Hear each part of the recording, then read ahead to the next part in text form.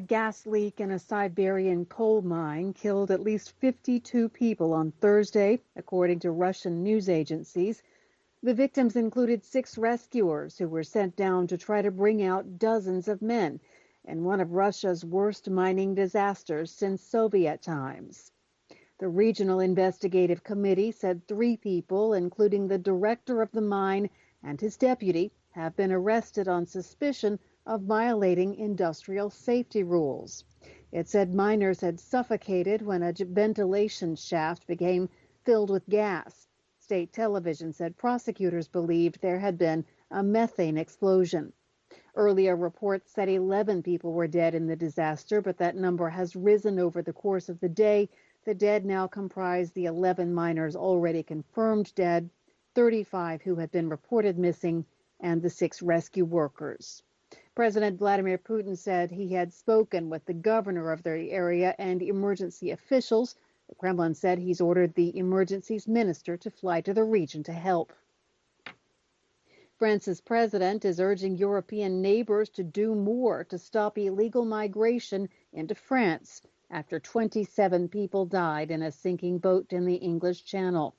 President Emmanuel Macron said Thursday that when migrants arrive on French shores with hope of heading to Britain, in his words, it is already too late. The French Interior Minister said children and pregnant women were among the 27 people killed in the deadliest migration tragedy to date on the dangerous sea lane that separates France and Britain.